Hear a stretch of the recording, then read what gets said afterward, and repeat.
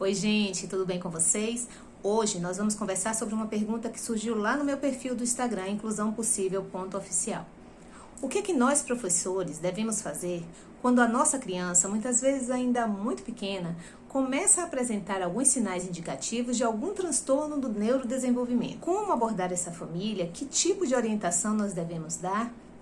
E como nós, professores, podemos intervir da melhor maneira a fim de potencializar o desenvolvimento e a aprendizagem da nossa criança, muitas vezes ainda sem diagnóstico. É sobre isso que nós vamos conversar hoje, aqui na Inclusão Possível.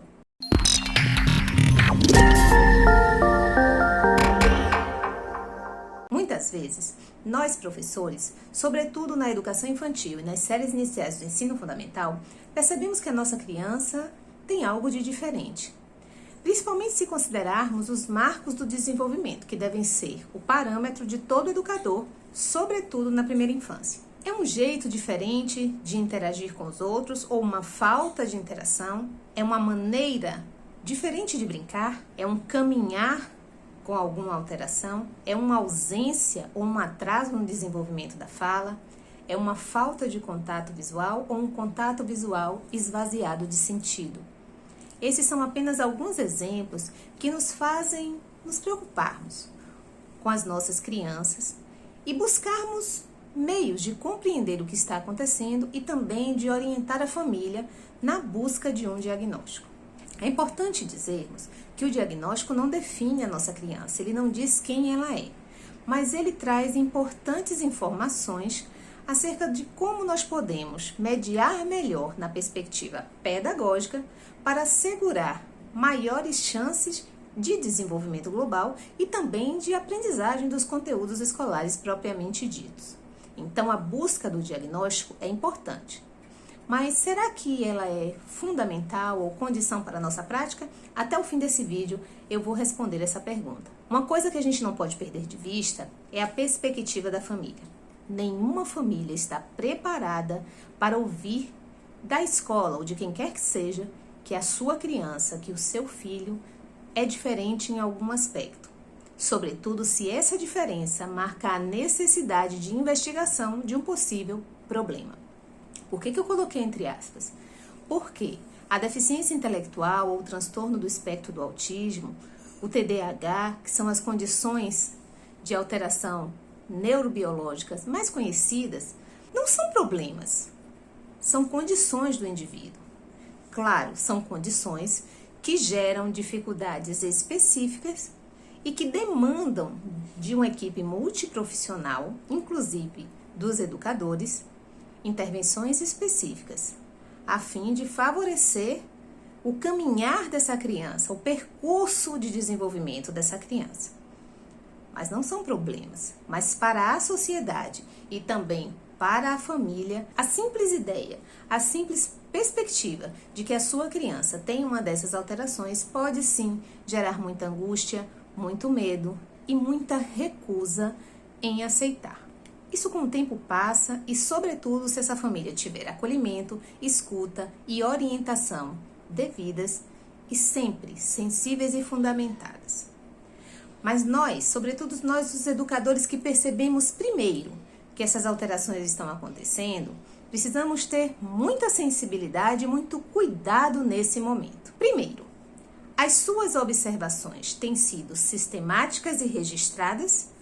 Você tem observado e registrado quais são os indícios que sinalizam que essa criança pode sim estar tendo um atraso em alguma das áreas do desenvolvimento infantil? Com que frequência você observa? Em que situações esses indícios ficam mais evidentes? Em que área específica aparecem estes sinais? Tudo isso precisa ser organizado, sistematizado, para que possa ser pontuado com a família. E um aspecto muito importante: nenhum professor orienta uma família quanto a uma possível alteração do desenvolvimento da sua criança sozinho. É preciso que professor e coordenação pedagógica estejam juntos. E o trabalho do coordenador é, de fato, estar ali, juntinho do professor e da prática pedagógica, orientando todo o processo, não é? Então, vamos continuar. A partir destes registros, É importante que você converse com o seu coordenador pedagógico e que juntos decidam qual é a melhor forma de convocar essa família, ou melhor, convidar essa família e abordar aquele aspecto específico do desenvolvimento que vocês estão identificando como um pouco ou muito defasado em relação ao esperado para a idade. É um momento muito delicado. Quando as escolas têm um plano, um projeto de inclusão, de fato tudo isso fica muito mais fácil, porque o acompanhamento das crianças é feito de maneira natural, no dia a dia da escola, faz parte dos procedimentos daquele espaço educativo. Assim, a família também já tem pactuado que irá ser chamada em alguns momentos para discutir o percurso de aprendizagem da sua criança. Isso faz parte do processo do educar, em que família e educadores são corresponsáveis, são parceiros para atingirmos os resultados esperados. É importante fazer uma conversa preliminar, buscar saber como foi o desenvolvimento daquela criança até ali, quais são as interações que ela tem com pares em outros espaços, como a família está percebendo o desenvolvimento da linguagem, do brincar, como é a rotina dessa criança em casa, se ela tem horários, se ela tem orientação de alguém específico, se ela interage mais com adultos ou com outras crianças. Tudo isso faz diferença, tudo isso interfere no desenvolvimento dos nossos meninos e meninas. Por exemplo, eu já vi alguns casos de crianças que tinham uma linguagem um pouco atrasada em relação ao esperado para a idade, ou seja, elas estavam no processo de desenvolvimento da linguagem, mas ainda não tinham um repertório tão vasto, ainda não participavam das situações comunicativas com tanta eficiência, dentro do esperado para a idade. E na conversa, no diálogo com a família, na troca de informações, percebeu-se que essa criança ficava, por exemplo, muito tempo com uma pessoa idosa que não gostava muito de conversar. Essa criança, então, ficava muito tempo na TV, assistia muitos desenhos, mas não tinha um trabalho comunicativo em situação real, em contexto cotidiano com um adulto. Os pais trabalhavam muito, muitas vezes saíam antes dessa criança acordar e chegavam com essa criança já dormindo. Isso privava essa criança de um contexto, de um ambiente comunicativo mais rico. E com o passar do tempo, de posse dessa informação, dentro do ambiente escolar, do contexto escolar, que é rico em situações comunicativas, intencionais e planejadas, e da interação com pares, essa criança, por demanda, acabou desenvolvendo a linguagem e superando o seu déficit na área da comunicação e da linguagem. Nem sempre a identificação de um aspecto um pouco atrasado em uma ou mais áreas do desenvolvimento significa um transtorno do neurodesenvolvimento. Não. Muitas vezes se dá por falta de estimulação.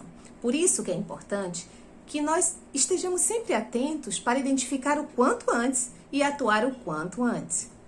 De posse dessas informações, a escola, professor e coordenador pedagógico vão orientar essa família, trazendo os aspectos que foram observados dentro do ambiente escolar e sinalizando para essa família a possibilidade de que essa criança tenha uma avaliação com um profissional específico de acordo com a área defasada que ela provavelmente apresenta. E a pergunta que eu fiz lá no início: e se essa criança não fecha um diagnóstico, ou se ela demora a fechar um diagnóstico?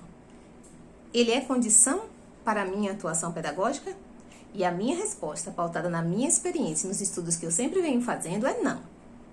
O diagnóstico, ele não é uma condição à inclusão dessa criança no espaço escolar. Tampouco é uma condição à mediação do professor, à busca de alternativas, de intervenções mais assertivas, de recursos e da criação de contextos de aprendizagem que sejam enriquecedores para ela.